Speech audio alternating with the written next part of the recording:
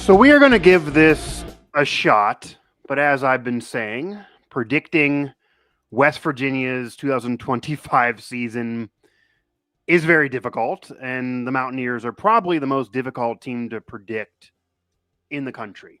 I definitely think I can say that pretty confidently. Mike Asti here, Mountaineer Report, available everywhere you get your podcasts, and of course on West Virginia Sports Now, joined alongside by Luke Blain. And we are going to do what Cody and I did months ago, way early in the offseason. The roster looks way different now, but we are going to go game by game.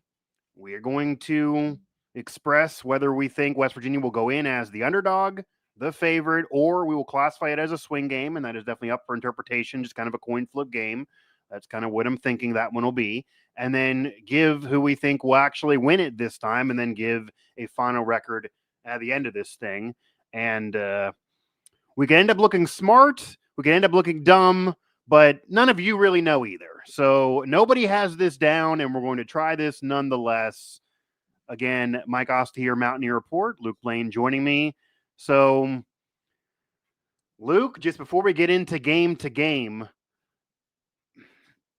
give me a 1 to 10 scale and how confident you are that you're actually going to be close to being correct, I guess. I think at the end. I think this might be harder and more improbable than doing a perfect March Madness bracket. I really do. I think that, I mean, this just, and not only because WVU has seen so many changes, but because so many other teams in the Big 12 have seen so many changes. And I mean, the Big 12 has been impossible to predict the past few years. And it just feels like WVU is playing so many teams who could be classified in that middle of the pack that it's really, really hard to almost even differentiate one school from another. And, you know, the non-con, I have confidence in their non-conference schedule, but beyond that, it really feels like a coin flip for just about every game. Yeah, this definitely seems like a season that could be a roller coaster ride, and maybe a roller coaster ride of emotions as well as a roller coaster ride game to game and what they're going to actually do on the field. Because as you mentioned, they have an easier non-conference schedule this year. At worst case scenario, probably should have no more than one loss. Although there's a game very, very difficult in there. That road trip to Ohio, I think, is harder than some people think, but they got to win it. But you know, obviously, if they end up 1-2, then it's going to be a horrendous year, and they probably will have that 3-win projected type of season, 4-win year. The national media are saying, but if they get out of it 2-1, and certainly if they start 3-0, even if they start 3-0, there's an opportunity here to start undefeated in non-conference play and then crater out in conference play. They could start 3-0 and then lose 3 straight, and I don't think anybody would be surprised. So this could be one of those years where you have the first month, everybody's saying, oh, should have brought Rich Rod back years ago. Everyone's singing his praises. Everyone feeling great. What's old is new. People are planning parades, buying tickets for the Big 12 championship game.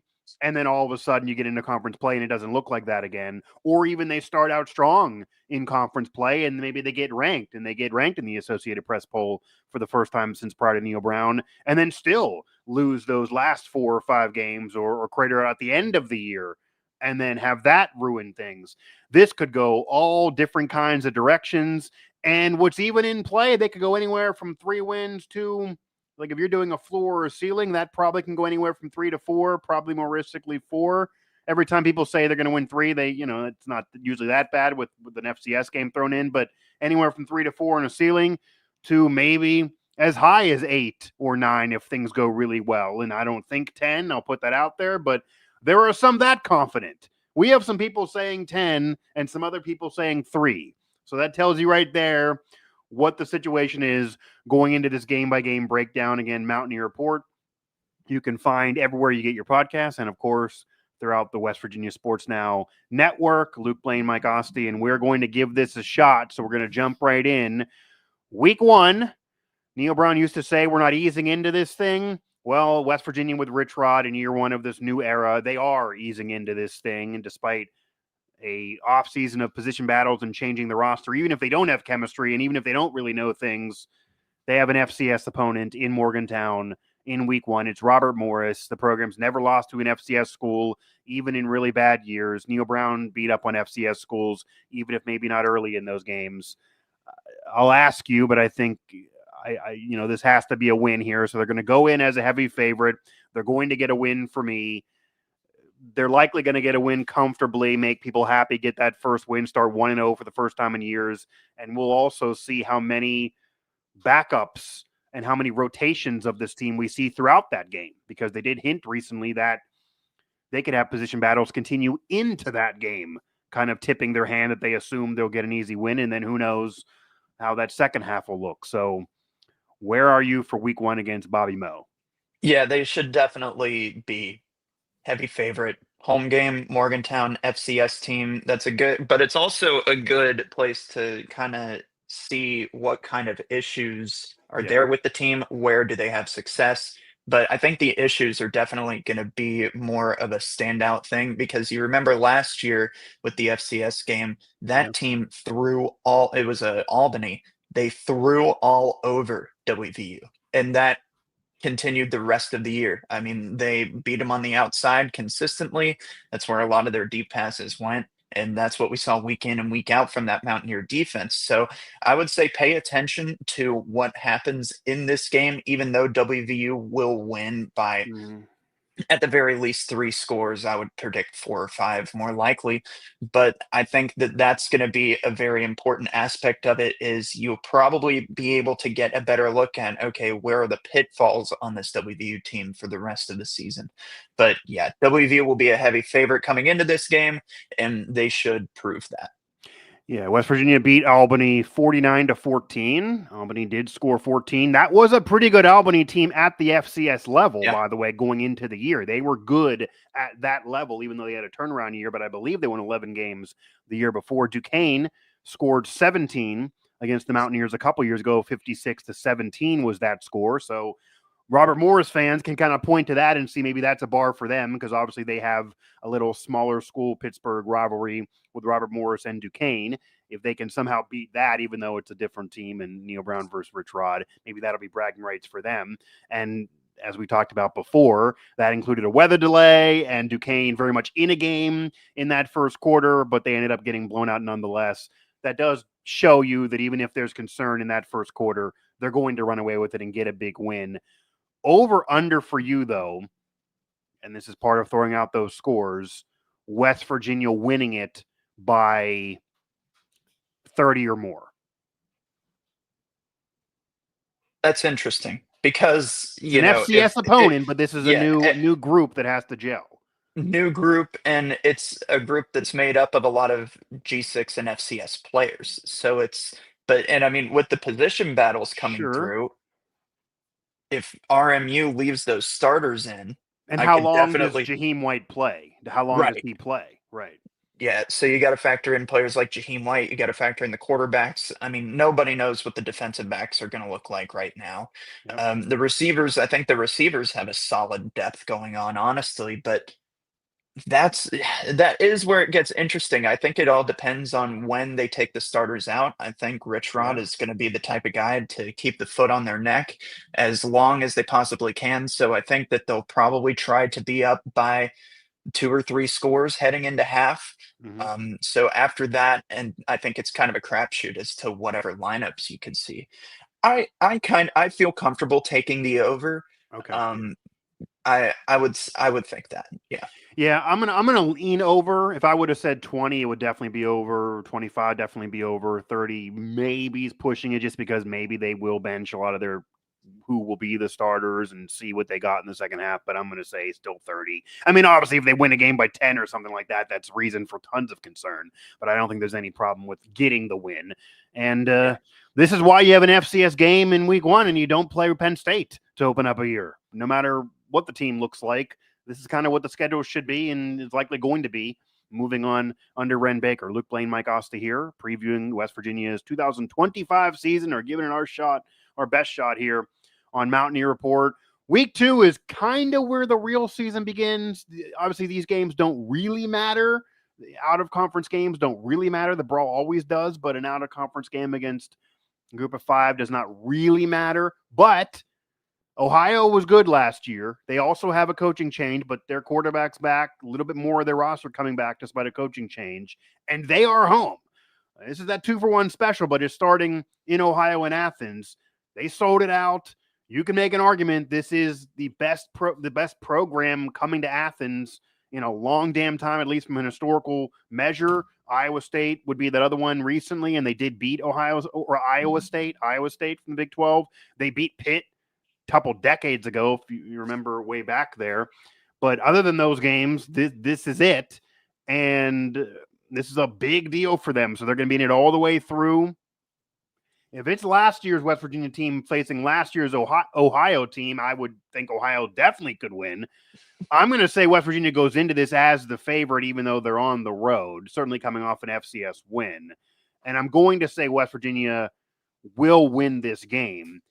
But I'm not going to say West Virginia is going to win this game without having to wipe sweat off their brow. I think this game could be close early. I think maybe they're just going to have more talent, and maybe this is where Jaheim could start putting up some yards, and then they'll pull away. I don't think they're going to be able to bench everybody in the second half and just coast all the way through like against Bobby Moe. But I wouldn't even be shocked if West Virginia wins this like a 20-19. It's a thriller, and they're kicking a game-winning field goal. And I wouldn't be totally shocked if they lose, even though it would be an unacceptable loss before the brawl. But where are you on the road game to Ohio? I think they will go into this game favorited, but it feels much more like a swing game when you take a look at it. I mean, Fair. Ohio was very good last year. Yeah. Even though it's a coaching change, it is the offensive coordinator moving up into that head coaching spot. So it's not like this new guy's coming in and is going to totally change things. Now, obviously, different coaches bring in their own perspectives and their own styles of play, but you have to imagine that the offensive coordinator partnered with the return of Parker Navarro is going to kind of resemble last year's Ohio offense. And Parker Navarro, if this kid would have entered the portal, he'd probably be a Mountaineer because he's Rich Rod's type of guy. He had 18 rushing touchdowns last year. He ran for 1,000 and threw for 2,400.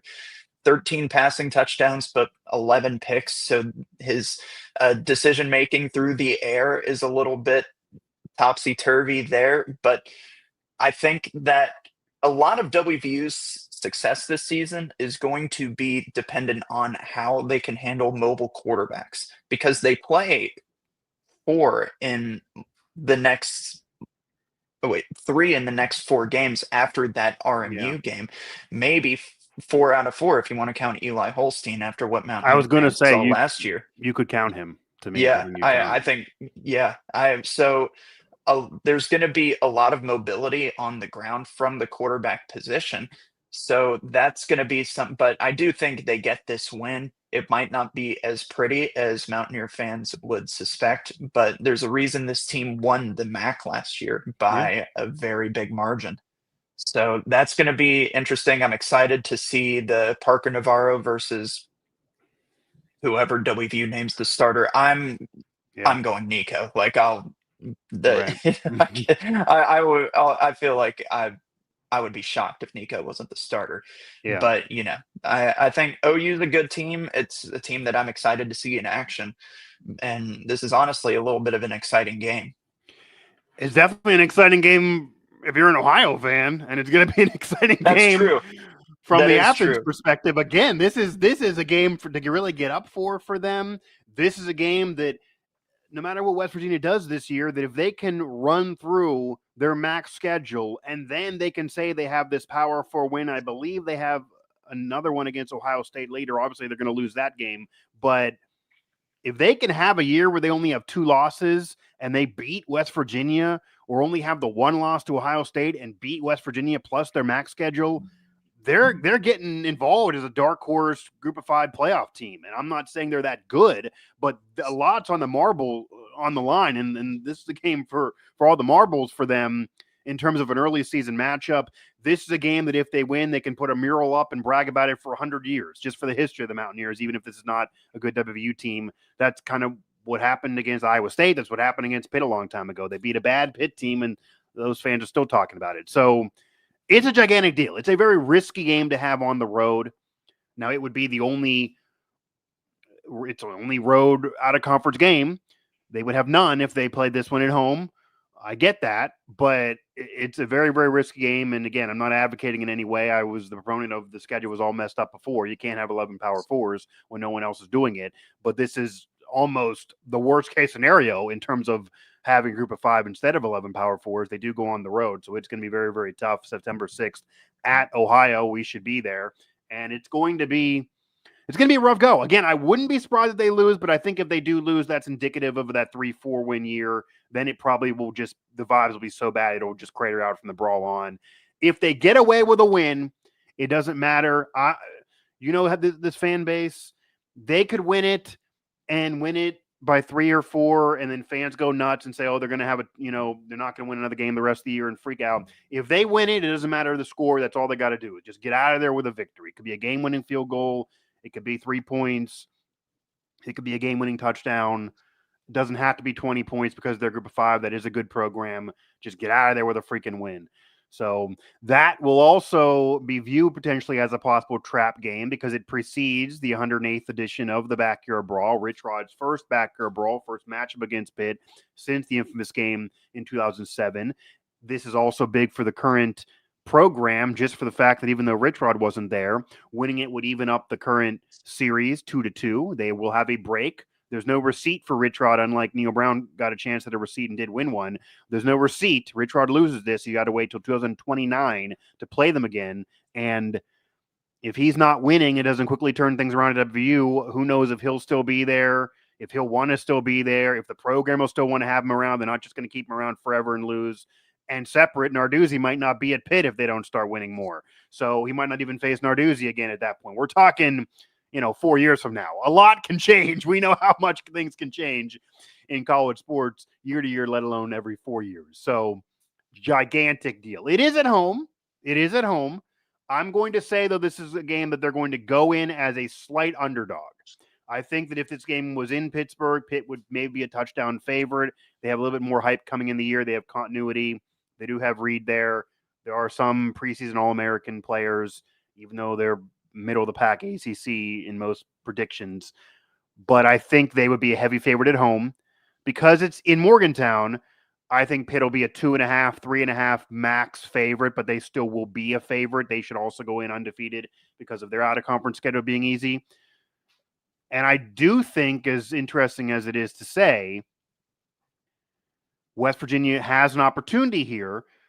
I'm going to go second this time. I'm going to give you that I think West Virginia goes in as an underdog.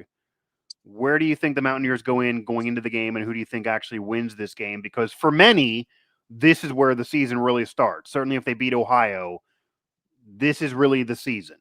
If Rich Rod wins this and then probably at least gets a bowl appearance, I think the program and the fans will look at year one as a success.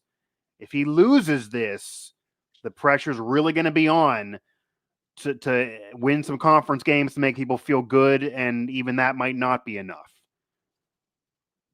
I think that a lot of pressure has been put on this game. Yeah. From a WVU fan perspective. And we've seen it in years past where it's like the brawl is the only thing that really matters for a lot of fans.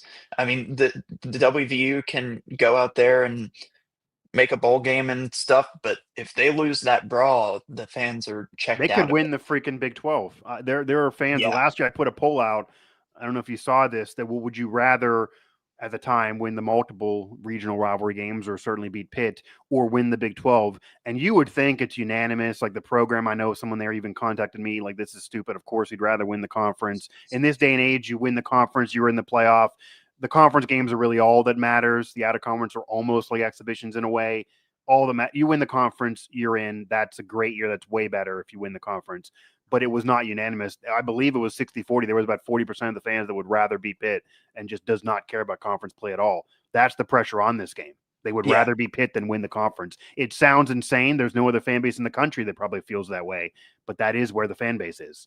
Yeah, and you think about that, and now it's like if WVU fans are probably feeling like they're supposed to win this game because it's September 13th, 13-9, Sure, and Rich sure. Rod's back. I think that Yeah. I think You're at fans home. want that, they want that storybook ending to this, especially heading into the break in the backyard brawl. Yeah. I think whether or not WVU's favored is very heavily dependent on the OU game the week before. I think if they lose that OU game, there's no way they're favored heading into this matchup. Yeah. But I think if they might have a slight edge if they beat OU, like I think they will. But I think this could also very well be a swing game here, and Okay. where it kind of goes either way. And I think that's what Vegas could think too. This is a very hard WVU team to read, and I think you also have to factor in going into Morgantown. I think if this game were on a neutral field, and I'm not even just like neutral field, like empty stadium, Yeah. probably even in a practice facility, if they could do this game there, Yeah. I would probably give the edge to Pitt. Yeah. But Okay. this is probably going to be one of the best WVU fan turnouts that we've ever seen. You would imagine. For this game. I would imagine, as long as they're 2-0 heading into this one, I'd say. But even if not, with as many fans who obviously mainly care about the Pitt game, I think even if WVU is 1-1, you'll probably get a top level WVU fan turnout. And I think that's going to be a very heavy factor in this game. And yeah, Eli Holstein is back. Desmond Reed is back, who was the team's second leading receiver. That's going to be a tough matchup to beat because Desmond Reed can get it done both on the ground and through the air. I will give this one to WVU as of now.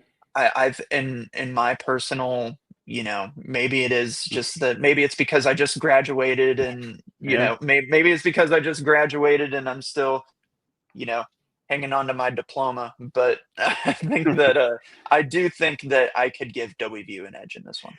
Yeah. So I am torn a little bit again. Yeah. And we're going to be saying this all show probably and all year. I could see this game going either way. Nothing would surprise me.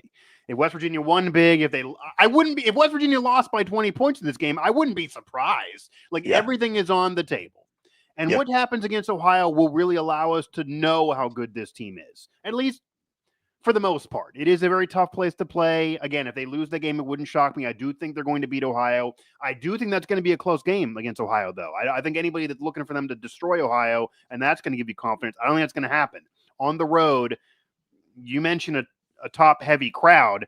Again, a top-heavy crowd will be on the road the week before in Athens. They're going to have a tougher game than Pitt will have the week earlier. Pitt will be able to maybe think about them. That's not going to be the case. They better think about Ohio before they're worrying about Pitt. It is at home. If this game was at Acrisure Stadium, and they should have beat Pitt last year with Neil Brown's team, they blew it at the end. But if this game was there, then 100% I would say Pitt would win this.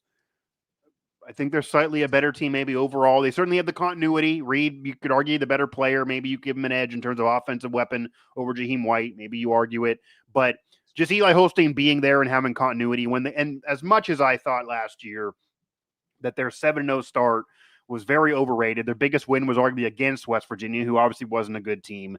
Their second biggest win, or maybe biggest win if you want to say it's better than West Virginia's victory, was over Cincinnati, who West Virginia beat on the road. So they didn't really play a quality opponent when they were 7-0. They definitely played no ranked opponents. But when they lost 6 straight, including the bowl game, Eli Holstein was banged up, hurt, and missed some games. And their offensive line was also banged up and missed some games. So they kind of have that excuse a little bit. We'll now be able to see a full season of him, assuming he's healthy. And he's good. Like he was a backup with Bama. He's a top recruit that Bama couldn't use, but he's good. I do like him. I think he really would fit with Rich Rod and would have fit the Rich Rod scheme. It's too bad that Pitt got him first. But I am going to say that West Virginia wins this game.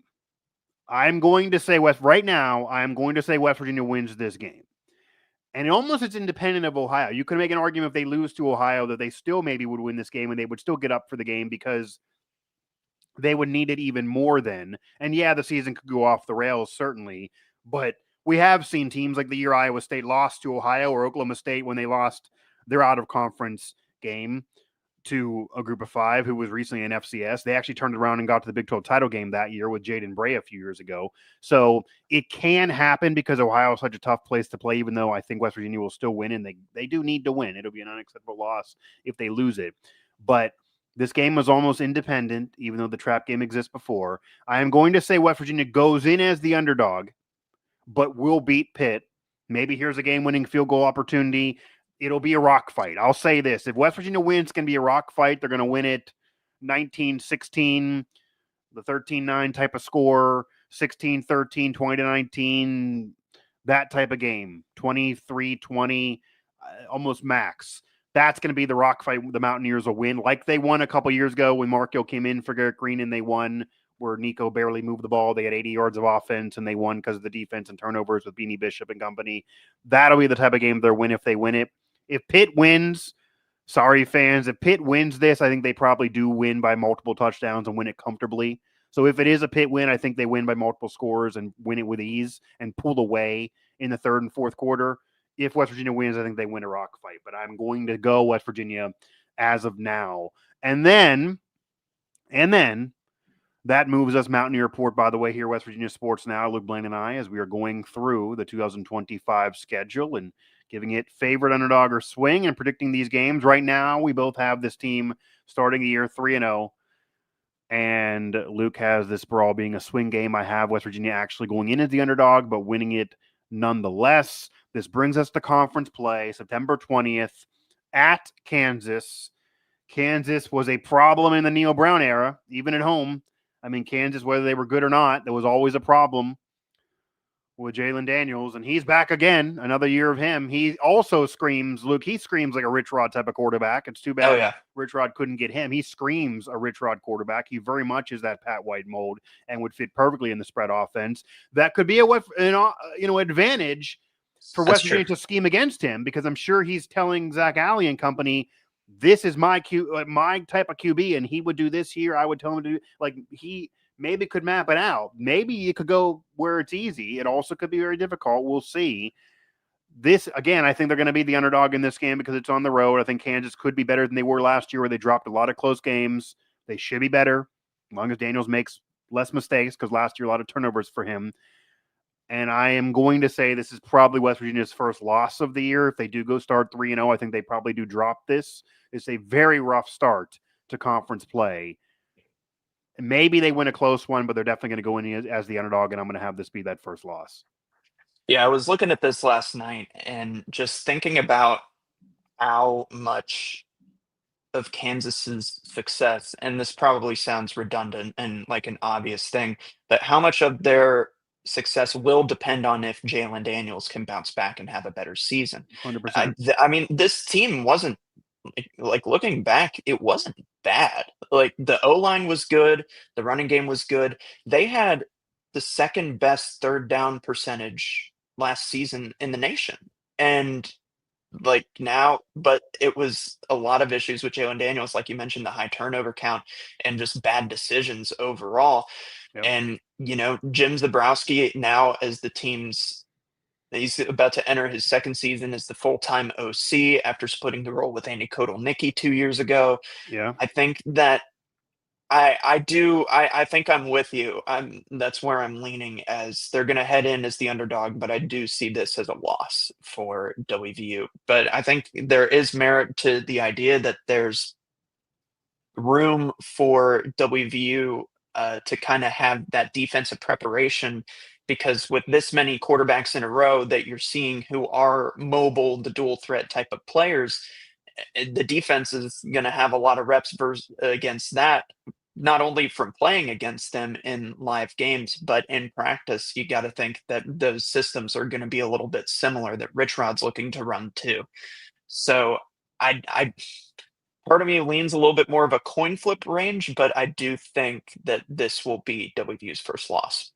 Yeah, I think they're going to be the underdog and definitely going to lose this game. I could maybe see arguing this is a swing game because maybe there's an advantage to WVU scheming against Jalen Daniels, but it also could be they just can't stop him. And again, what Kansas does this year really depends on how many mistakes he makes, what he does turnover-wise. That was the difference last year to 2 years ago. He just turned it over way damn too much. And that's also why, if people looked at, and I covered it a little bit last year, the ESPN FPI, which really goes into more how they think you're going to play versus your record, they were very high on Kansas all year. They had them in the top 30 all year, and they weren't winning. but Yeah. they were just blowing games at the end, or they'd be right in games, and then you see a bad turnover, and it doesn't really mean they're a bad team. He just would make a bad mistake. And it was the first year in a new offense with a new OC. He really emerged in Okoroniki. Maybe now there's some comfortability there. He's there again. You could make an argument he's probably only there again because last year was so bad to end on a better note. He's there again, though. And despite rumors all last year that he was trying to hold out to maybe go to USC or wherever, he's supposedly healthier than he was last year as well. Hard for me to imagine West Virginia winning this game on the road. The next one is a back-to-back swing to start of a back-to-back swing against Utah schools. This one at home against Utah, who last year was supposed to be the talk of the Big 12, certainly off of what they did the prior 20 years.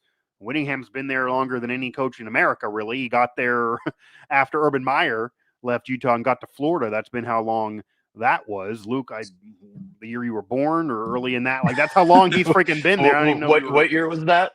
So he would have got there in 2004 after the 2004 season. I think 2005 was his first year there. Okay, I was 2 years old. I was going to say you had to be really, really young. So the 2004 season was the Alex Smith year where Utah got to a Fiesta Bowl, I believe, ironically enough, against Pitt. And that was when Urban Meyer coached the game, but then went to Florida, where obviously he won his where he won national championships before the rest of his career. And Whittingham's still been there since then. And they were very successful in the Pac-12, arguably one of the most underrated programs in the country during that time in the Rose Bowl a few years ago against Penn State. Last year just was awful, year one in the Big 12. They should be a better program on a regular basis. This year could go either way for me. There are some that think they're going to be that Arizona State story and be back to what they were supposed to be. Some think they're still a year away from being that. Maybe we'll see by this point.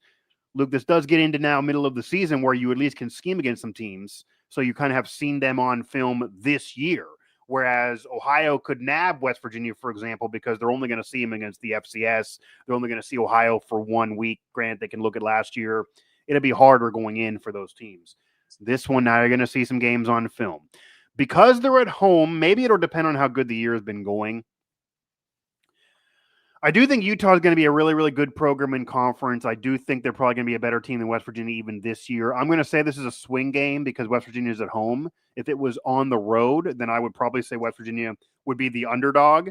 I'm going to say it's going to be a swing game going in. I don't want to go West Virginia as the favorite. Maybe that's an argument, but I'm going to say swing game because I do like Utah as a program. And man, this is almost a little bit of a must win here because you have the road game at BYU after this, and that is going to be really hard to try to win. That's a 10 p.m. kickoff on the East Coast. I'm not even sure how Mountaineer fans are going to be able to watch it. They're going to have to stay up till 3 in the morning. I'm not even going to go to bed. I'm basically going to be pulling an all-nighter covering the damn game. I'm going to say West Virginia somehow gets this win. Certainly if they end up with the year I think they're probably going to have. Certainly if they get a bowl appearance. But they're going to go in with this being a swing. And it probably tips my hand to I think they're going to lose at BYU.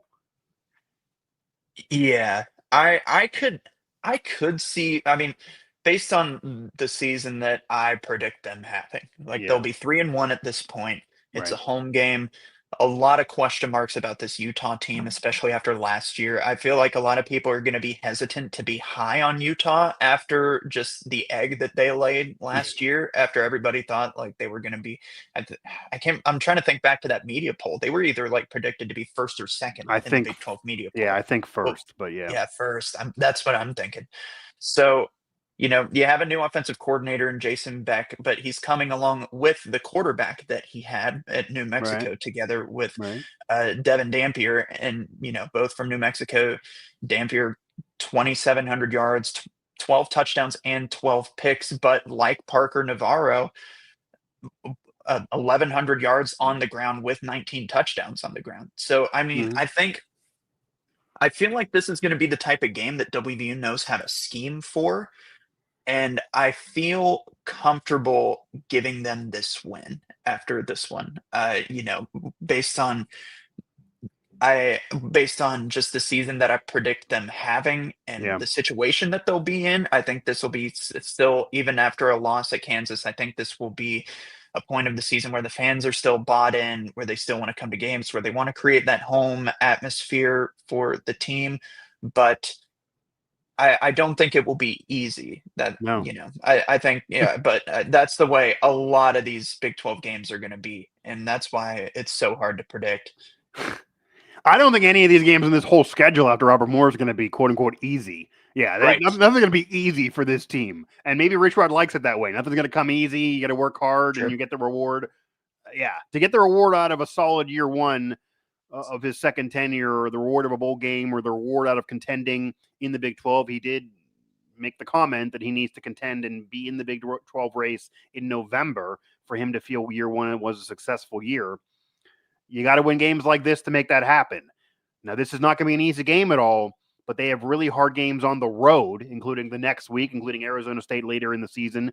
The home games, they got to get. You can't really lose more than maybe one of them if you're going to try to really have a solid year, certainly if you're going to contend in conference play. And even if you're going to be just a bowl team at 6-6, you got to get a game like this. The next week, though, I do think they're going to lose at BYU. Yeah. We talked about the drama with now their former quarterback, and kind of there's some lack of continuity there because they're changing things up late in the offseason. They were definitely expecting a lot out of him going into the season before the legal troubles months ago.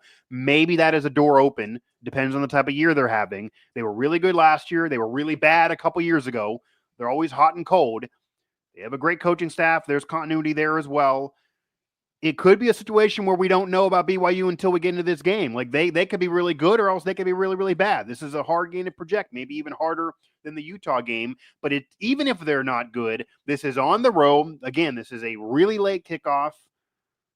East Coast fans, going to be rough for you. This is going to be rough after the tough schedule going into this. And you also got to think where this team is mentally, because this is right in front of a bye week. So maybe that's good, but maybe that's also bad because the players want to get to that freaking bye week. I'm going to say this is a loss. I'm going to say they're definitely going in as the underdog as well. And this might be the game where they go in as the biggest underdog they've been all year. They're going to maybe be an underdog going into Pitt for me, but it won't be that much. I don't think it'd be more than 3.5, 2.5. Maybe Kansas is that, but I think they go into this as the widest margin, the biggest spread against them, 7.5 plus all year. And it's hard for me to see how they win this. But if this is one of those games, or if they win this, certainly as long as they had a good stretch prior to this, that is where you can really start feeling confident this could be that 8+ win special year. West Virginia can be the Arizona State of last season, be the Indiana. They win this, then everything's in play for contending in the conference, doing what Rich Rod said, all of that. This will be one of those games that'll be a big eye-opener. They'll get national love. They'll definitely be ranked. I think even prior to this, probably, I didn't ask at the time, but I think if they would beat Kansas, Luke, and they're 4-0, or even if they lose to Kansas and then they beat Utah and they're 4-1, then I think they're very likely going to be ranked for the first time since prior to the Neil Brown era. They could get that Associated Press top 25 spot.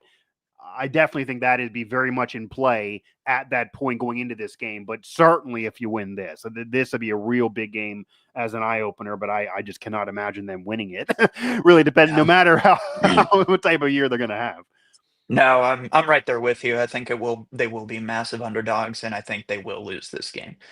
So that drops them down to 4-2 based on where I see them. Yeah. I will say by this point in the season, we will have a good look at Bear Backmeyer, who was just named their starting quarterback, the true freshman, wearing number 47 under center. That's I think the incredible. only true freshman as a starter for a Power 4 as we stand right now, by the way. I know Maryland, I have a good friend that covers them. Yeah. They may go to their top recruit, which is why they kept Loxley, who's a freshman. They're in a quarterback battle. But if they don't, then I believe that BYU will have the only Power 4 true freshman starter, as insane as that is. But yeah, that's why it could be great, it could be not. But Rich Rod will have film on him going into this game. It's not like he can catch anybody's sleeping. I could see the teams that play them the first couple of weeks or even their first conference opponent a little scary. It's an unknown. This won't be an unknown. West Virginia will have film on him. Yeah, and that's the same way through everybody else heading into the schedule. I think Right. this is that point where, I mean, maybe even the week before with Utah after a Yeah. week of conference games, but I think that, this is the point in the season where everybody heading in, you have a good idea of what to expect. And Yeah. I just can't, I really can't conceive WV winning this game. I try to Yeah. imagine it and what that could look like, and I don't see it. Yeah. We should maybe do an over under of 2 hours of sleep for me Yeah. covering this game. And I'm not sure which will lead me to more sleep if I actually go to try to cover this game in Provo, if I make the trip, or if I'm home covering it with a 10:30 p.m. kickoff Eastern Standard Time and a toddler and a newborn. Not sure who actually will offer me more sleep, but over under 2 hours for me. I maybe would push it or go the under. Um, the next week is a bye, so they get a bye right in the middle of the year. That's a good bye to have, and I think at this point they're going to really need a bye because if they get some wins here, they're going to be fighting for them. I don't think they're going to be dominating any of these games. So even if they have a good year, where I think we both right now have them at 4-2, because we both have them losing this game against BYU and then against Kansas, but they'll go into the bye. And it's also a good spot that even if they lose, so this is also something that if they lose to BYU, but it's not a blowout, maybe they cover the spread or they lose by a touchdown on the road or something like that, no more than that, maybe 10 points max. Then if they're ranked going in, I could see holding the ranking and keeping it, leaving. Maybe not even in a loss, but if BYU is a really good team and they're at home, I don't think that's a year ruiner, and it may not even drop them that far in the rankings if they get ranked then. And then you have a bye, so it doesn't ruin it that much for you either. So this is a good spot to have a bye. After the bye, though, then they have a game in Orlando at UCF. This is one of those few teams that Neo Brown kind of owned since they joined the Big 12, 2-0 against them at home and on the road. October 18th now at UCF, just like West Virginia with Rich Rod. What's old is new there. Scott Frost is back. Now he's not a UCF alum. He left them after he, won their claim of a national title when they were a group of five and then had a great run there. But he left to go home for him. He's a Nebraska kid from there, went to school there, played on some great teams there. And it ended up being one of the worst power tenures for a head coach ever. And I'm not even saying that as an exaggeration. He's now back at UCF, but they didn't overhaul as much as West Virginia. I don't know what was there before really fits what Scott Frost wants to do. I think the whole argument, if you even notice, fans don't even try to argue this as much as they used to, of, oh, we're just as good as the power competition. Our national title claim does count. We would have beat anybody, all of that. The fans have kind of calmed down a little bit because they've seen them now 2 years in the Power Four, and they've not nearly been competitive. They've just not been good. I feel like they're also probably a year or two away from really popping, but there should be money there. They eventually should. I'm going to say West Virginia will win that game, but that might be even a swing game because it is a road game, and it's also very, very hard to predict Scott Frost. So I'm going to give that as a swing and not fully favor the Mountaineers. I'm going to say they're going to win it. I think another one of these they have to win because it's one of the easier road games. But this also wouldn't freaking shock me either just because this is on the road. If this was at home, I would think they could win this pretty convincingly. But on the road, not that great of a road atmosphere. I think it's a little overhyped. I was there. They didn't even sell it out. But we'll see. Scott Frost is back. So there's also some excitement from that fan base. Yeah, it is really exciting to see two teams who, based on like very similar situations and what's old is new. But I'm looking at UCF's schedule early. I think they'll go 2-0 to start. I'm trying to think in perspective of where they'll be Okay. and what the attitude surrounding that team might be as well.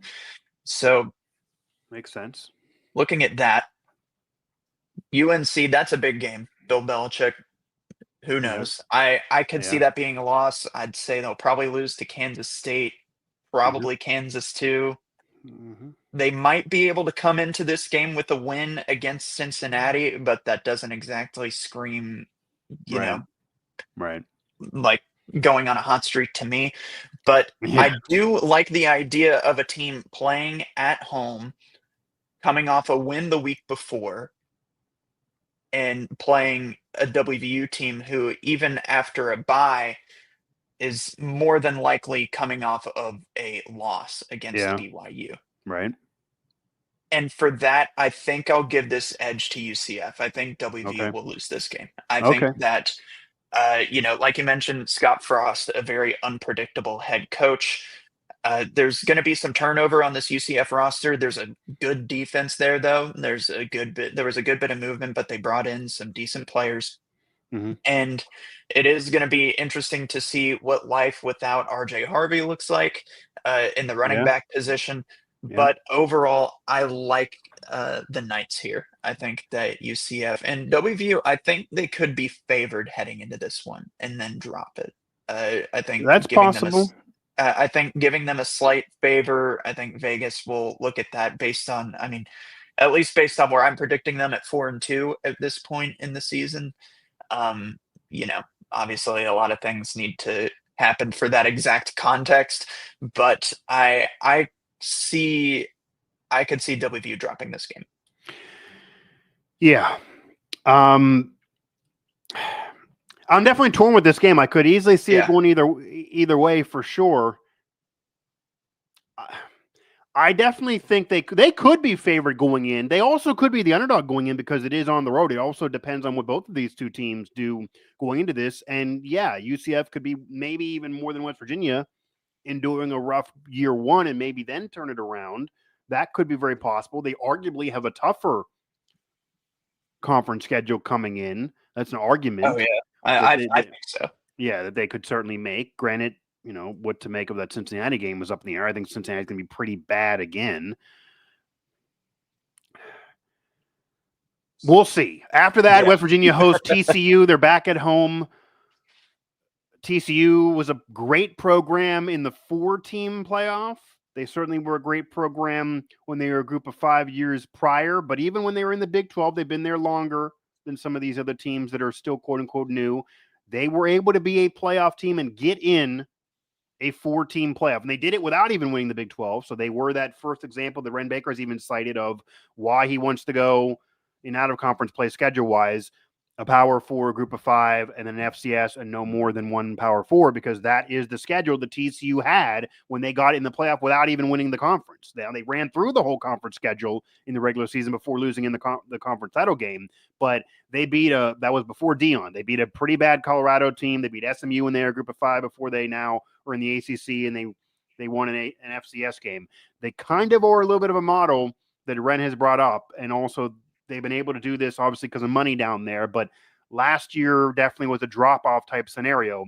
West Virginia's home here in this game, and I also kind of do have a little bit of a preconceived notion of what I think this team's final record is going to be and kind of a ceiling for that going in here. And you look at the rest of the schedule. So I wouldn't be shocked if they lose at UCF. I initially did say win. I'm almost flirting here with flipping it to a loss here because I don't think this team is going to be more than a 6 or 7 win team. I think West Virginia could beat TCU, but here's what I'm going to do. If West Virginia beats UCF, as weird as this, see if this makes sense to anybody. If West Virginia beats UCF, I think they're then going to be vulnerable. Maybe they'll get too up and feel themselves too much. And then I think they're going to potentially lose the game at home against TCU just because eventually they're going to, be losing some games here. I don't think they're going to have this 9-10 win year that some fans are hoping for. If they would lose at UCF, then I think this is in play to be a win again. So right now, if I'm stuck on the UCF win, I'm going to have this be a loss. I think they're going to go into this game, though. West Virginia probably will go into this game as either the favorite or it'll be a swing. They're not going to go in as the underdog because they are at home. This now puts us at October 25th, by the way. And it's in front of a game at Houston that I think should be an easy win, even though they did lose that, the game against Dana in recent memory. But that's where I'm going to go. If they beat UCF, they'll lose this. If they lose to UCF, then they'll win this, if that makes any sense. Absolutely. If that makes any sense. That's where I am. That's where my head That's is. the thing. It's like so many things happen during a Right. football season. You can't. Yeah. It's impossible to just look at. They're not going to win both of these games, is I guess what I'm saying. I Yeah. just cannot envision a scenario where they're going into the Houston game 7-2 or something wild. At that Yeah. point, they're ranked in the top 15 in the country. I Yeah. can't see that scenario. One of these games, they're definitely losing, if not Yes. both. Yeah. Where are you in for the TCU game? I guess then TCU, I don't see them winning that one. I think TCU is a very proven team. I think even though they were kind of middle of the pack Big 12 last year, but they're returning Josh Hoover, who threw for 4,000 yards last year and 27 touchdowns. And that is, I mean, he's a gunslinger. Yeah. And with so many question marks on the defense, I can't confidently say, I can't confidently say, yeah, they're going to be able to beat that guy. I just, he's not mobile. That is a different, turning point for WVU as opposed to a lot of their other. Could be a quarterbacks bad that they're gonna turning play. point. This could be testing the That's- secondary now. This could be a that's bad true. turning point. Yeah, because who knows what the front seven's going to look like with the Right. Jamari Robinson situation. There hasn't been a ruling on that yet, right? Not as we're recording this. Not as we're recording this on Wednesday, August 20th. I'll put it out there for anybody watching later or whenever, because we're not releasing this right now, but we're live on some social media. But yes, as we're recording this, there's not been an official ruling, but it's hard not to lean that he's not going to be playing if the NCAA is arguing academic ineligibility. And yes, if he plays, that maybe is a game changer because he's actually, he's in the Senior Bowl top 300. He's viewed as a potential, dark horse, Big 12 defensive newcomer, if not defensive player of the year. He can certainly help the pass rush and get a lot of sacks. He was doing it before UTSA. If he's not there, I'm not relying on Eddie Vistarinen and any of those guys. So that could be a major problem. But regardless, this is the first game that really may test that secondary more than any other. And I'm not saying they won't get tested earlier. Eli Holstein's the quarterback that scored all those points and had a comeback with 4 minutes to go, 10-point comeback last year. Granted, it's a different group. It's a different secondary now, but it certainly could happen again. But this could be that gunslinger that he just maybe throws it 35 times, and that could be really rough for these defensive backs for sure. I think it's a loss probably. If I think they're going to beat UCF, and I think they're a better team than UCF roster to roster, that's kind of where I'm leaning. I think roster to roster, they are better than UCF. I think Rich Rod and Scott Frost, that's even if not Rich Rod having the edge. That's a Hall of Famer versus, I think, Frost. Even if you give him the national title, which I don't give them, his career has been up and down. It's really that one good year and no other. I think Rich Rod has the edge there too. So I'm going to definitively go win at UCF and then loss against TCU. Yeah, that'll mark it 3 straight losses on the board for me. I don't see a way out of TCU with a win in this one. But I mean, that's just the thing. There's so many things that we can't see right now. We don't know. We don't exactly know this Zach Alley defensive scheme. I haven't watched any Oklahoma tape, so it's like I don't know how well he's going to be able to put these players in position to win on that side of the ball.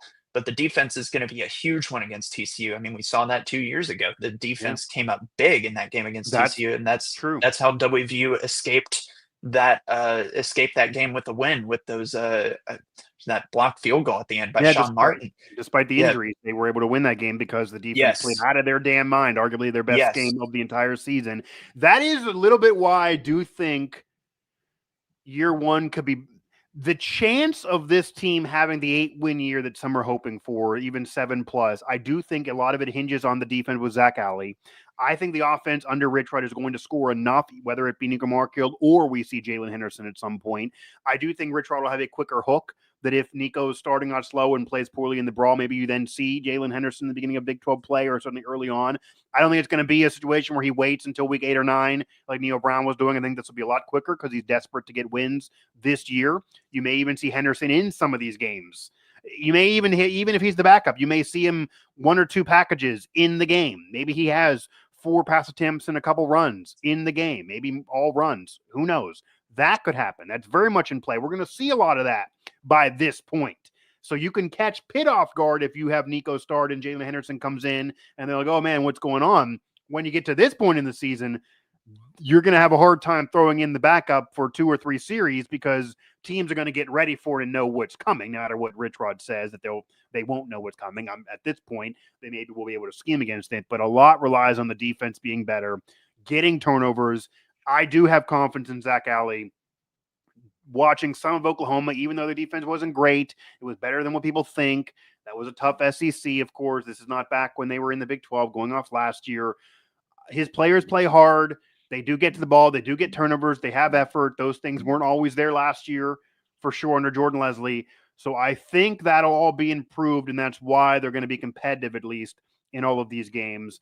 But you get to the point now where, so after that TCU stretch, so you have them losing 3 straight there. I have them splitting those. So I have, to kind of recap here, I have a win over Robert Morris, a win over Ohio, a win in the Brawl, a loss at Kansas, a win to Utah, and then a loss at BYU. So I have 4-2, and then those next 2 kind of split. So what do we both have them 4-4 right now going into Houston?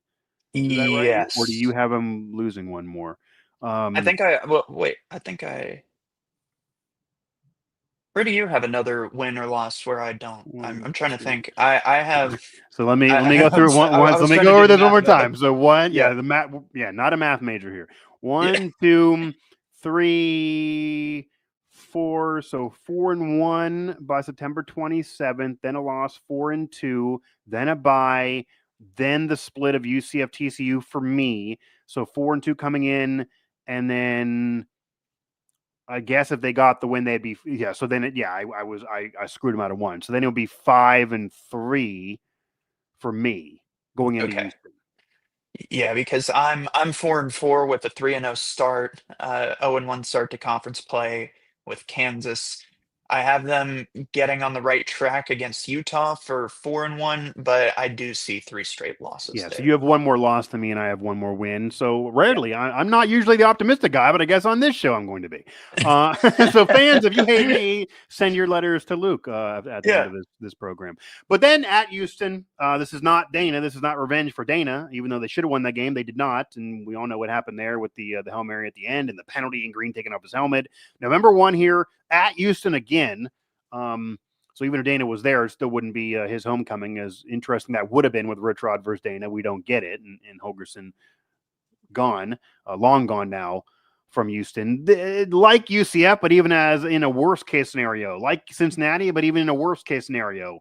Solid group of 5, but then it's been rough since the power transition. Even with the money there, it's just not nearly been what it was supposed to be when Holgerson got there and kind of what they thought it could be. I think they're going to be bad again. And at Houston, West Virginia should be the favorite and should get a win. I actually thought they were going to lose that game coming into the season when Dana. I just had a bad feeling about it. This one, though, I think they should win. And I don't see as many letdowns as maybe under Neil Brown. I think Rich Rod would at least have the players play harder just because maybe, it'll be hell for them if they don't. I think Houston just isn't good.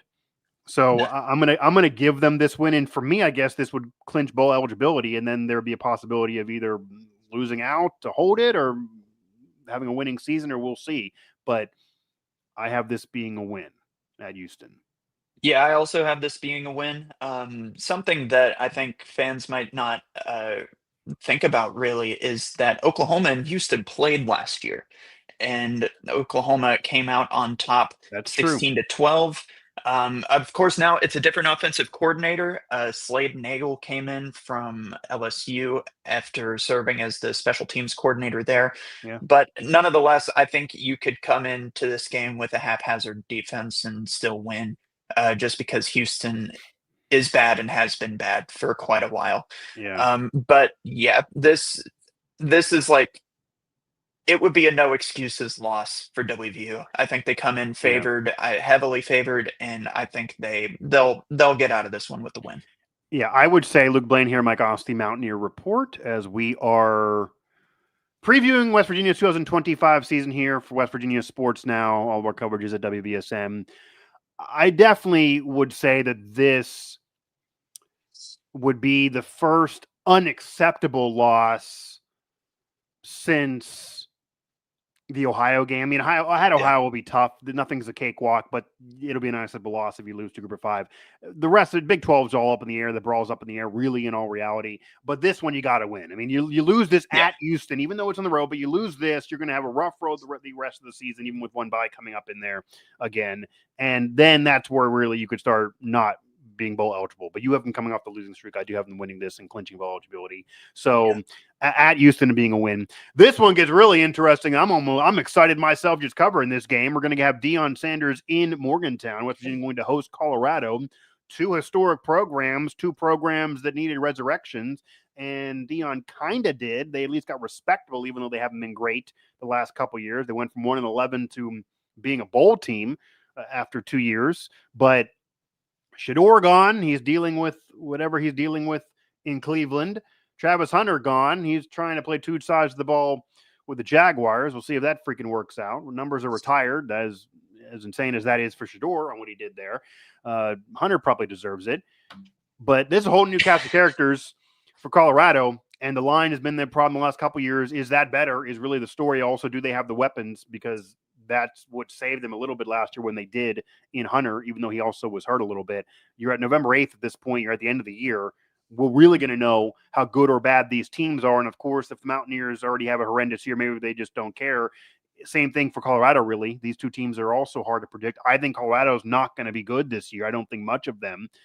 This might even be the year that makes Deion want to go somewhere else or want to be done, or maybe his health gets to him.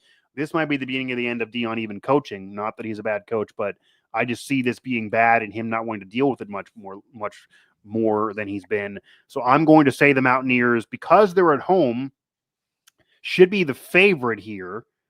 And I'm going to say I'm going to give this to West Virginia as a victory here. And I'll leave that there because these next two games are very, very tough. There's a chance this is the last win for West Virginia, but I'm going to give this being a win against Colorado. Again, they are at home. Yeah, it is because there's a lot of big, well, I mean, say a lot of big names, but two big names who were two of the biggest names in college football for the past few years in terms of like the amount of attention they got. Yeah, 100%. But Travis Hunter is legitimately that player. He won the Heisman. Yeah. Yes, right. Won the Heisman. Shedeur was a great college quarterback, I think. Yeah. But now they're bringing in Caden Salter from Liberty, who I think kind of plays with that similar style. He's a dual threat option. The offensive line has always been a problem underneath Deion Sanders at Colorado. That's just the one position that has not gotten better during his time there. I could very easily see this being a swing game, depending on how well Colorado does early. Yeah, I would say this is a fair swing game, 100%. Yeah. And I don't know. I don't really know who to pick for my own prediction. That's the thing. That's what's part tough. Of my prediction. I'll admit here. I'll put this out there now. Part of my prediction. The next 2 weeks for me are probably both where they're a heavy underdog, and West Virginia probably loses both. So if I think they're going to be a bowl team, even though I just got them there barely before this, or I think they're going to have a winning year even. And a lot of it, again, depends on they got to get the win against UCF or TCU. They got to win one of those. They lose both of those, like you're saying. Then I think they're in line for that 5-win year or worse. But I'm kind of hedging this as a victory against Colorado because I think they're going to lose the next 2 games. So to avoid losing 3 in a row and keeping the season being positive, because I think the schedule is a little easier than it's been the last few years, and that might favor Rich Rod. I have to have this being a win. If I have this as a loss, then they're really in trouble. But I don't see a 9, 10, 8-win year myself. But maybe it is. Maybe it is a 6-6 season, and that's it. They lose these 3 in a row, and the TCU UCF game, they split that, or they got to win them, or if they lose one of those, then they're in that 5-win year. I'm kind of tipping my hand here, but I kind of think 6-6, 7. I think 7 kind of is the ceiling for this team. Maybe where I go, and they got to win this to make that happen. Yeah. I think a lot of it is dependent on how Colorado's offense shakes out. Sure. But Yeah. this defense is looking good. Like this Colorado defense just going down the line and looking there. Uh and on Quinn Barnes, Tawfiq Thomas. That's gonna be I mean, Jaheim Yeah. Otis out of Alabama coming in, That's you fair. know, one of the top 3 defensive tackles in the portal. I don't know. They could lose they could lose 3 straight. They could lose I 3 straight that's I because think I that's where 6 I'm and leaning. 6 I'll actually give full disclosure here. We're recording this after I didn't release this yet, but we're going to have a preview, a media preview with some colleagues and legends of the program, and we'll have our preseason predictions in there. And right now, and it's not released yet. Right now, I went in thinking they'd be 6 and 6. If I think they're going to beat UCF or TCU, they would get to 6 wins, but I could easily see that being the case and then losing 3 straight. So I'm kind of thinking they're not going to lose 3 straight because I think the next 2 are losses, but they could easily lose 3 straight. So they could do that and then lose to Colorado, Arizona State, definitely going to be a loss. And then even Texas Tech with all the money they spent. Texas Tech could freaking win the conference. They should be a 9-win team, a 10-win team based on the money they spent, or else they're underachieving like they normally do historically. But this year they should be damn good. So this could be the first of those 3 straight losses to kind of end the year on a very, very low note. Very Yeah. much in play to be happening. And that's what I'm gonna go with. I really think that, the more I think about it, the more I think about Colorado, the more I think about, just not trying to give too much to Coach Prime, I guess, but coming into Morgantown, I think that Yeah. especially at the situation that I'm thinking of them being in where they're 5-4. I don't know if the crowd's gonna be as into it. Maybe Coach Prime, maybe Rich Rod versus Coach Prime will bring fans out I even if they're think, in a yeah. tough situation. But And 5 and and 4 is still a especially winning record. Like if you have, yeah, I think the fans, because it is year 1 of Rich Rod, if they win the brawl and they're 5 and 4, and like you're saying, I think the fans are still into this and they want to get a bowl game. So I think the fans would yeah, still be into it. If they're 3 and 6 or 2 and 7, then I think the fans would stop going to games. But yeah. 5 and 4, 4 and 5 would maybe even be up in the air. But 5 and 4, I think there's fans are still thinking, okay, this is year 1. Mhm. So I don't think the fan support will be the problem for me. Right. Yeah, I think that's a really good point. But overall, I mean, I don't know. I think Yeah, there is something to be said about going into a team that has a more set defense and more sure. consistency. A little bit, there's more carryover to this Colorado. I mean, I think any team that WVU is going to play probably has more roster carryover than they do. Literally, yes. Yeah, Every team in the country has more yeah, players. I think so. Yeah, Yeah, I yeah. was trying to think. 80 plus I players think is a hell of a lot of turnover. Yeah. yeah, exactly. So I don't know. Maybe it's because I haven't seen him. Maybe it's because, maybe I am a little bit pessimistic about this WVU team, Yeah. but I just don't know what to expect. And I can't really take the coin flip team against Colorado. I can't Do do you that. have them going in as the underdog or is this a swing? Going in. I think it'll be a swing. I think Okay. it'll be a swing. I think it's a swing as well going in. Yeah. I think they'll get back on track with that Houston game. 5-4. That's a good place to be at that point in the season, given Right. WVU's situation. But Yeah. you know, I can't. I just can't confidently say that they're going to beat Colorado. Yeah. I don't know if I'm confidently saying anything during this whole hour of the show here. Yeah. Yeah. Yeah, I mean, so far the only difference we have, you have a 3 straight losing, you have 3 straight losses, BYU, UCF, TCU. I do have them winning one of those, regardless of which one it is. I think they're going to win one of those to avoid that. I don't think much of UCF likely that game, but we will see. They certainly could lose all 3 of those. They both have the Houston win, and then you do have this being a loss. I have the next 2 games being a loss that I've already, said. Man, this is really up to the. I'm gonna lean West Virginia for this, but I will make this clear too. If West Virginia is already having a bad year, then this is where they're just going to get blown out and have a 4-win Yeah, year, and it's just going to be horrible. If they're having a solid year, like I think we're both saying, like if they get 5 wins at this point, or certainly if they get 6, then I think, they're playing for their lives. They're trying to at least get a bowl game. I think Rich Rod will really care about getting at least a bowl out of year one, even if they have 4. Then I think they're really getting up for this situation, and then they're still very much in play for these to at least be swing games, even though the end of the year is very, very hard. The end of the year is very, very hard. They're not going to be favored in either one of those games, even if they get wins against Arizona State or Texas Tech. I'll tell you that right now. No matter what we say, they're not going to be favored. So I think this is a swing. I'm going to lean a win, but I already have it. That's going to be the last win of the year. Who knows about the bowl game? That'll be the last win of the year.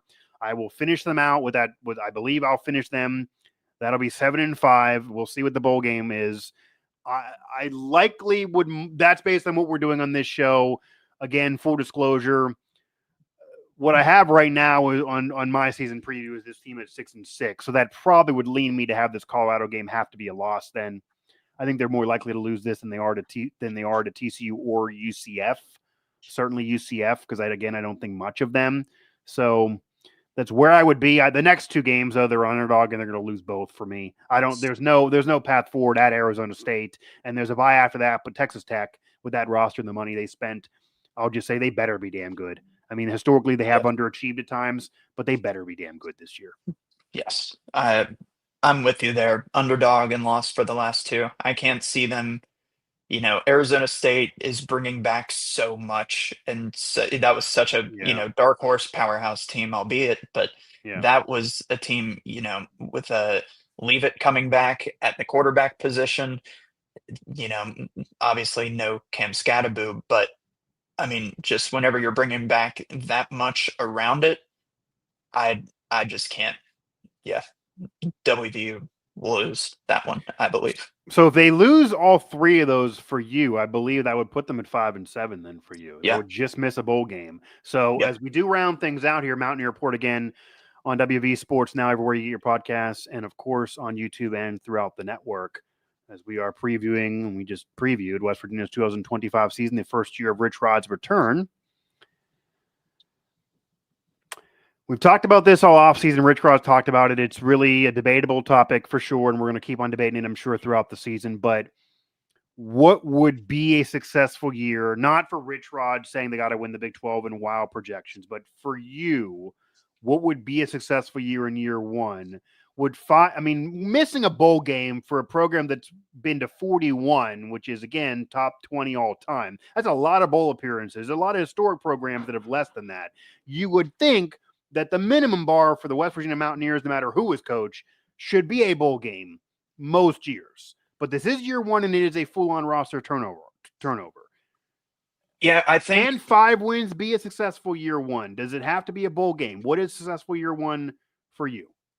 To me, I like making a bowl game, especially since, considering Neil Brown, even at his worst, he, most of the time made bowl games. And, he even did that last year with just the disappointing season that WVU had. I think that winning a bowl game, honestly, making it 6-6 and winning a bowl game would probably be best case scenario that I see for this WVU team. And that would be something that's perfectly fine. But we'll see how that looks. Who knows? I mean, maybe a bunch of WVU players would transfer out before the bowl game. You don't know maybe it would be, you can't really, I can't really give a full stamp of confidence as to how that would go. But, making a bowl game and winning one, I feel like that would prove a lot of doubters wrong. There's a lot of people who don't see very much success for WVU in year one, I guess myself included. So I'm there. Now looking at it, I mean, WVU, but this is also where a lot of people see WVU falling. I'm not, obviously I'm giving my honest answers to each one. I'm trying not to be biased, but I do think that 5-7 is right around where I would expect WVU to fall this year. Yeah. So I think in all reality, they're probably a 6-6 team. When we did this little thing here, I had them at 7-5. I do lean that they're more likely a 6-6 team. I don't know which one of those other games I'd throw as a loss, but it's hard for me not to say they're a 6-6 team. I think the ceiling is probably the ceiling, and I don't think they're going to get there. The ceiling is probably 8 wins, 7 wins, really. The ceiling, it's not any more than that. The 10-win projections are just ludicrous. The ceiling is really 7-8 wins. The floor is probably 4. I don't think they're going to lose more than 4. I mean, even the year everyone thought Neil Brown had a MAC team, they were going to win 3 games. They went winning 9. I mean, West Virginia teams usually sometimes do better than people think they're going to do. They have the whole punching above their weight thing that goes on, and that vibe exists no matter who's the coach. Maybe these players are into it because of that. They're playing for Rich Rod. He's going to demand them playing hard. All that goes into it. I don't think they're going to get blown out like they did last year at Texas Tech. And even if, this game being at home, there's still a really good Red Raiders team, so I imagine it being a loss. But the schedule's easier to start. It allows them to build some confidence. That's why I think a bowl game's in play. If they make a bowl game, regardless of whether they win the bowl game or not, because they're really all exhibitions, they really don't matter outside the playoff. If they make a bowl game, I think it's successful. It's a successful year. Even if they lose the bowl game, because as you alluded to, the bowl game could be against an opponent that nobody cares about. It could be a group of 5 opponents, so if you beat them, doesn't really matter. It could even be a great, like Memphis last year. It could be a top opponent. It could be an intriguing matchup. Somehow they could get Virginia Tech or something that fans will care about. But you might have half the roster transferring out because they just want to go somewhere else, or maybe they're unhappy with the situation because it's been a roller coaster ride. Whatever. The portal's going to open before bowl season. It could be just a crapshoot there. It just really could. I mean, it's really hard to put everything into the bowl game. It's not like it was before where you'll win a bowl game and then you're going to bring that same team back next year and, they can show you something and you're figuring things out in the bowl. That doesn't exist. Even if they don't have players transfer out and they go to the bowl, knowing Rich Rod, Luke, Rich Rod could leave the bowl game and then say, I'm going to cut half these players. You're not with me during the spring. And then he wants to do this 70-player turnover again. Like, who knows? So the bowl game, it's hard to really have that be part of this. A win would be nice for the overall record, but I wouldn't be shocked if they even have the 6-6 year, the 7-win year, and then lose that bowl game, and probably where my mind goes. So I think it's more likely that a 6-6 year, maybe a bowl win, that would be the ceiling really for this team. And then it could be really, really, really bad with 3 or 4 losses at the most. I don't really think more than 4, but a 5-win year for this program, with now having more money than they had on Neil Brown. There's more NIL. He's more on the staff. And Zach Alley's there with him. Rich Rod is a good coach. I know 2001 was so bad when they went 3-8, 20 plus years ago. I think 5-7 would be reason for fans to say, your last Power 4 success was 2014 with Arizona. Jacksonville State was a lower level. Can you do this now?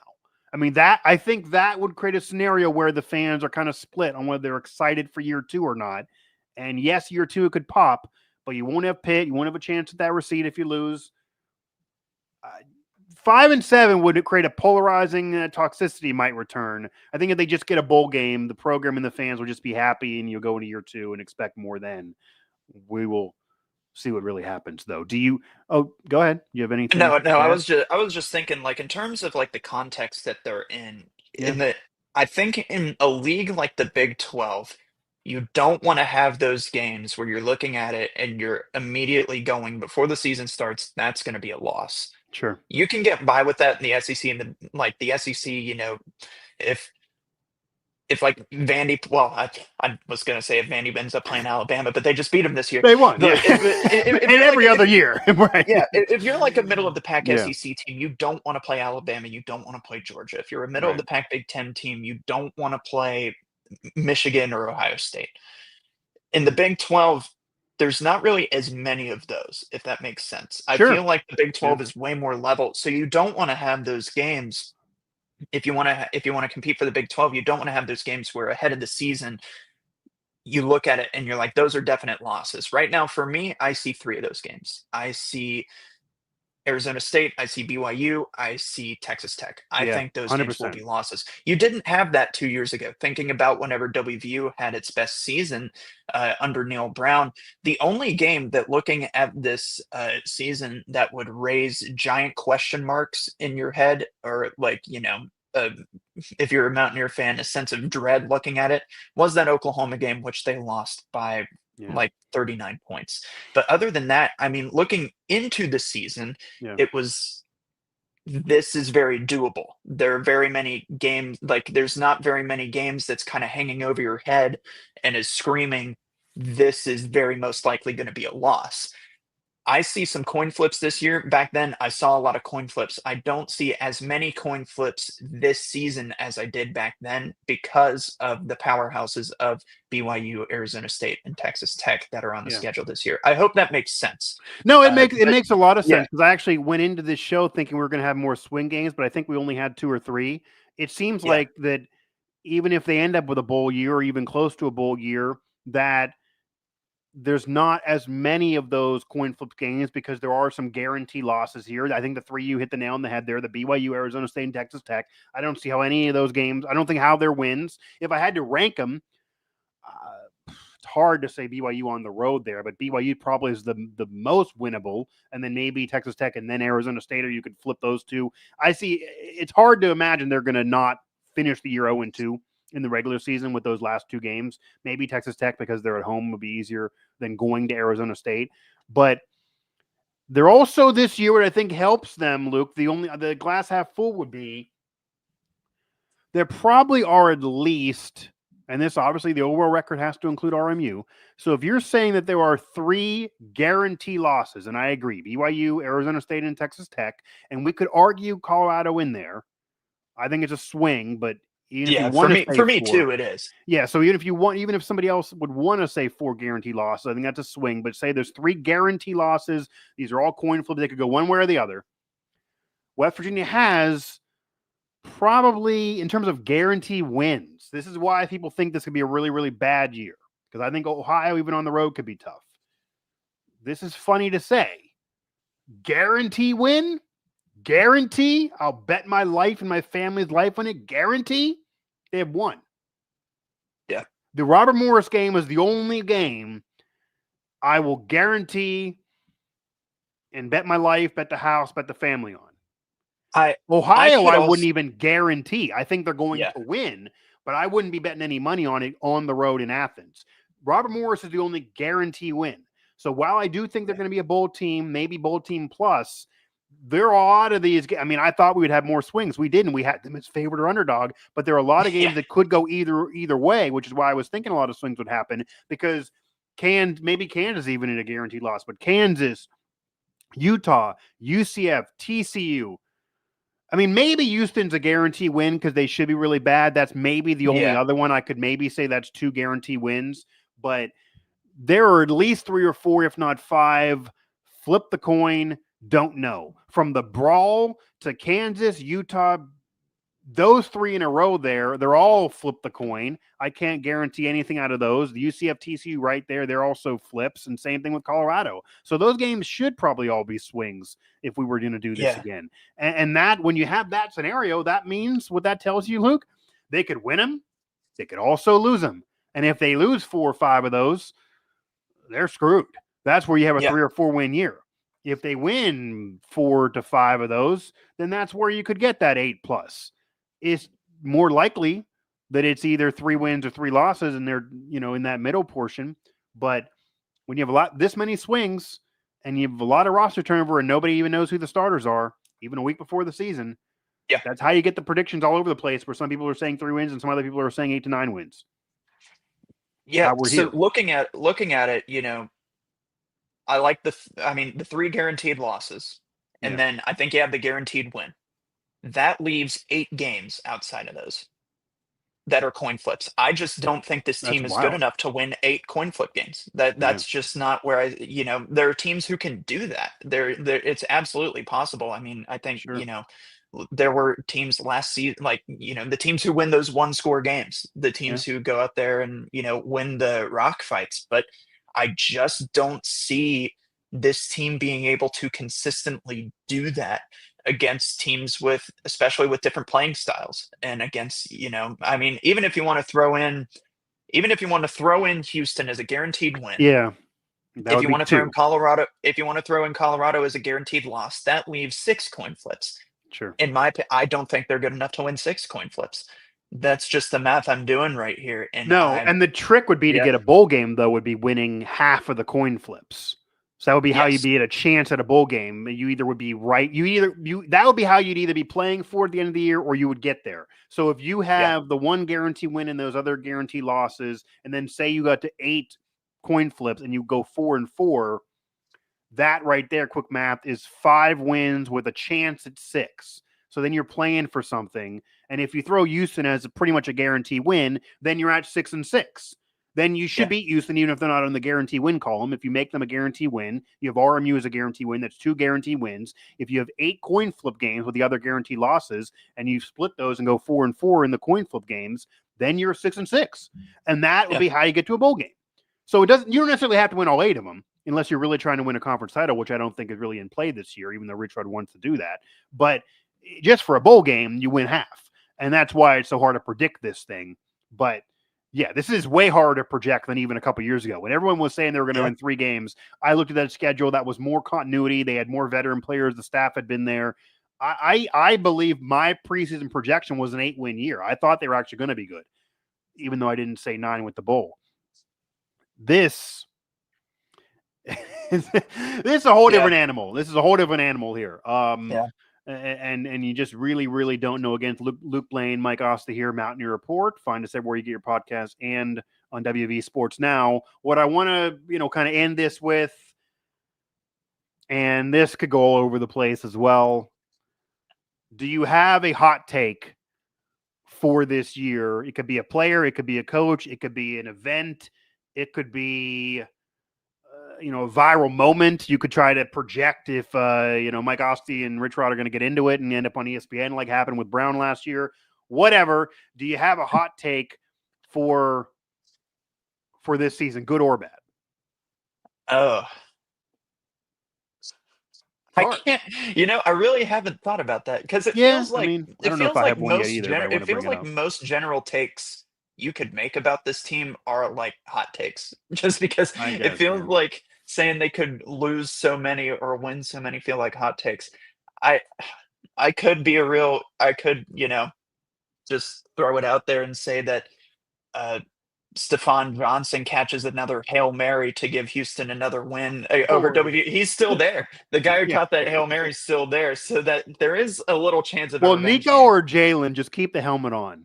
Because I will go forever saying that if they were 15 yards further back, that wouldn't have ended up being a converted Hail Mary. That penalty definitely aided in things. So just keep the helmet on if you happen to have a close game and the score right before that. But I could say maybe they let media members use the ice cream machine. That would be fantastic.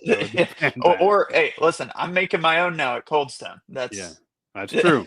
But you could bring it in. Now they already have an ice cream machine there. But I'll just bring in Cold Stone for all the media members. That would be fantastic. I can do that. Yeah. Let's do this then, because hot takes are hard.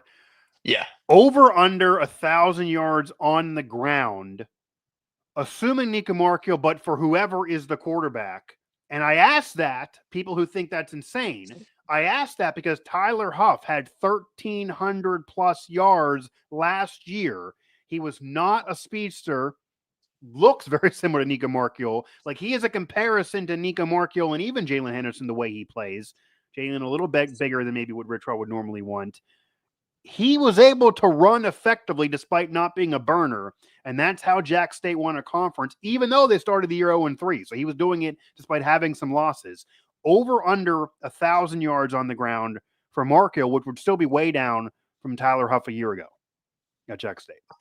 I could see over, even if it's Nico. I think that, based on, the Big 12 still has a defense problem, I'd say, not as much as back in the Dana days, but I think that, if they can especially get off to a good start between OU and RMU, I feel like there could be a chance for maybe 200 to 300 yards on the ground for a quarterback in those 2 games, based on how much Rich Rod likes to do it. Garrett Green would have been a dream player for Rich Rod, honestly. You could argue that unless he threw a bunch of picks, but that is true. Which is what the problem was last year. But you could argue the way he would definitely get more rushing yards, probably.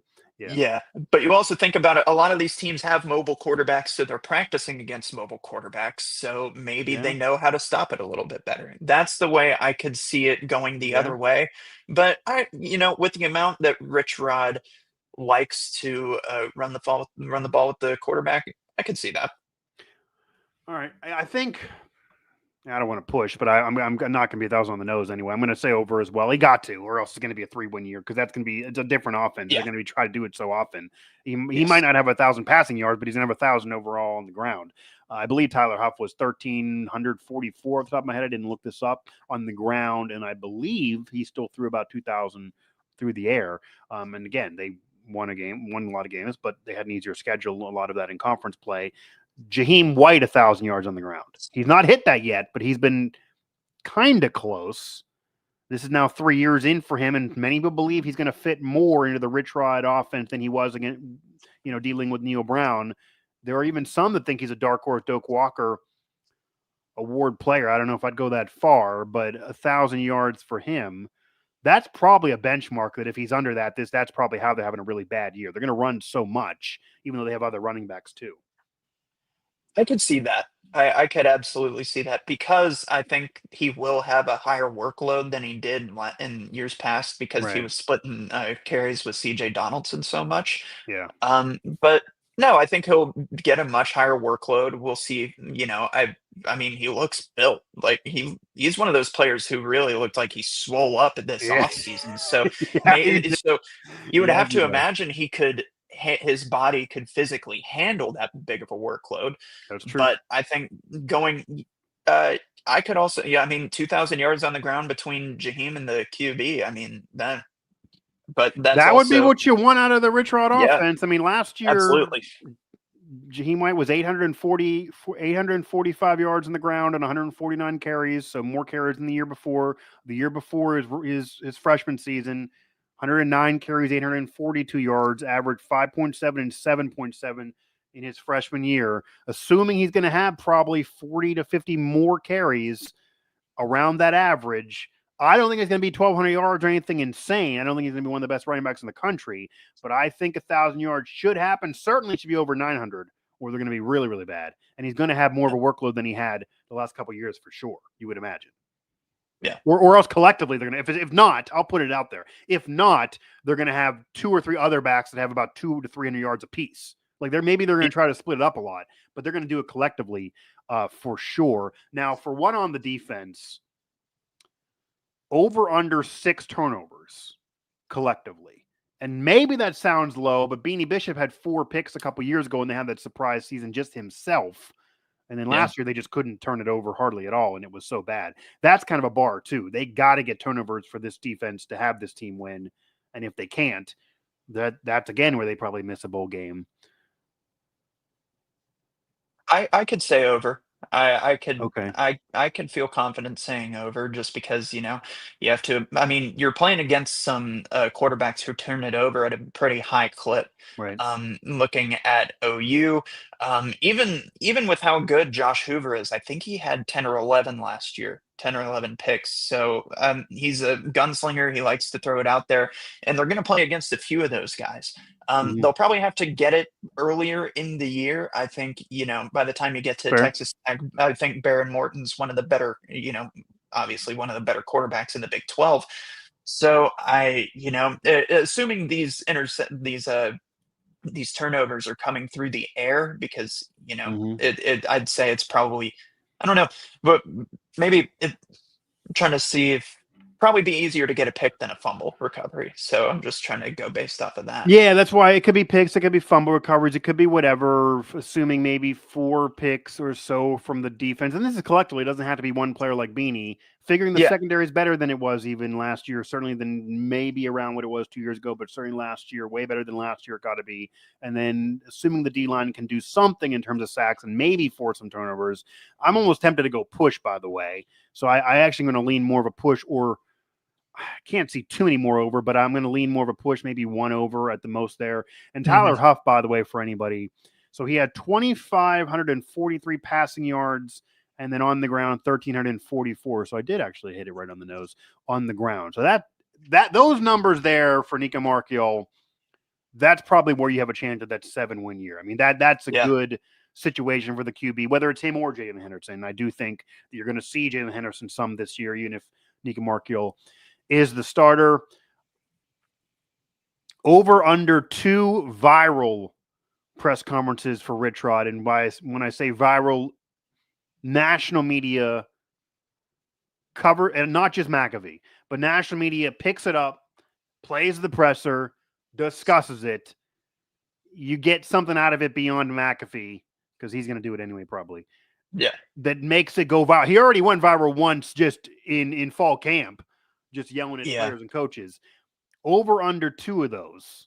Oh, over. I feel like that's easy. I don't know. Part of me thinks he's going to start one day. He's going to pick up the microphone at a press conference and start doing crowd work. Like like he'll start riffing on the reporters and I start wouldn't be using the surprised. stage. But Wouldn't yeah, be surprised. What he did at the Pittsburgh Caravan, he basically was taking the mic, walked around like it was a stand-up comedy routine for him. oh my gosh, he was so in his element in the gold blue game. Like That too. he was so in his element there, Yeah, he just likes going it. around with the microphone talking to fans. Like I think, Rich Rod, he definitely shoots from the hip in those press conferences sometimes. So I think he'll give some one-liners that I believe will pick up some steam around unlike the national media circuit. Yeah, unlike past years where I did think Neil Brown was kind of planning it out, like he would sit in a room before the presser, be like, "Oh, he's going to ask this, he's going to ask this, he's going to ask this. Here's my answers." He kind of went in preparing. Rich Rod just goes off the cuff and he doesn't do that. Yeah. Now he does try to hold a lot of things back, but during the season won't be as big of a deal in doing that with portals in the off season. So it also depends on how the year goes. I mean, we say that with everything, but if the year's going at least okay, then I think he'll have some fun, but he'll still go viral twice. If it's going real bad and they have a 3-win year, then he'll probably go viral 6 to 8 freaking times, maybe every damn week, because he'll get real agitated and he'll probably turn right on us and be yelling at me and everybody else, and he'll be probably difficult to deal with. We'll see. I mean, it just could go one way or the other. The humble Rich Rod that's been really fun to cover so far, that may flip if they don't win some games, because that's what he cares about, and he knows the pressure on him to get the W's even in year one as well. That'll do it.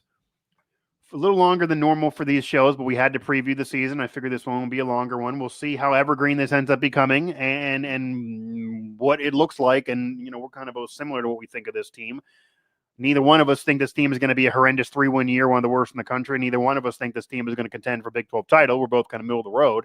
That leaves this to be probably a fun year where we just really don't know as we go through the season and have that roller coaster ride. So we will definitely see. But for the first time in years, they're going to start 1-0, and that had not been the case under Neil Brown, because this will be much easier with that FCS opponent to kick things off. And then we will see, obviously, Ohio will not be a cakewalk, and then the brawl has a lot on the line, certainly for the fans, maybe more than the team, because, again, it matters what you do in conference play more. And then you get into that conference play, and freaking every game in conference play could go one way or the other. Go one way or the other. There's a couple guaranteed losses, but even then, I mean, they could have a year, Luke, where they lose these games. Maybe they lose to Houston, but somehow they shock the world and beat Arizona State, because there's upsets that happen every year. None of these teams are going to go undefeated. There's talent. Yeah. Maybe that happens, and then they even out the record, and it's just this shocking upset. But then you say to yourself, well, how the hell did they lose the game prior if they win this game? That could happen. Like, that would be very much in play for this year as well. Yeah, if you try to do that kind of math with the Big 12 football, you'll make your head spin. That's the and that's the thing. Like, the Big 12, they promote this. Brett Yormark promotes this. It's the deepest conference. It's the most entertaining conference. There's the most parity in the Big 12, not only just in the Power 4, but in any conference in the country, really. However, the reason why you could argue it is the 4th of the Power 4, or certainly 3 at the most, and it's behind the Big 10 and the SEC, is because, as you mentioned earlier, there's really no one who is that top dog that's going to run through a schedule and dominate every year, and you can pencil them in as being in the playoff. There's not the Ohio States of the world. There's certainly not the Georgias, Alabamas in most years.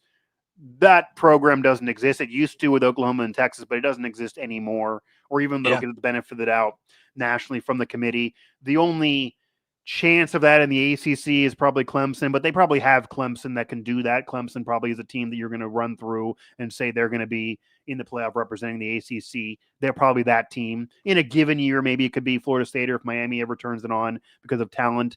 But there's not really that team in the Big 12. There's not. And Arizona State got in, but they're not that team. They could easily be bad this year. I don't think they will, but they're not going to run through it for a decade. So that's the issue, why nobody knows. And then you add 70-plus, 80-plus transfer players, Rich Rod in year one, a whole new culture, a whole new overhaul. Don't have any of the starters named as we're recording the show. That's why nobody freaking knows. But that'll end this edition of the show, this preview edition of the show. Drop the comments of where you think this team will do, whether it be on Apple or here on YouTube, and then we'll see where anybody is. Once the season kicks off, it'll be an interesting one, to say the very least. Absolutely. I'm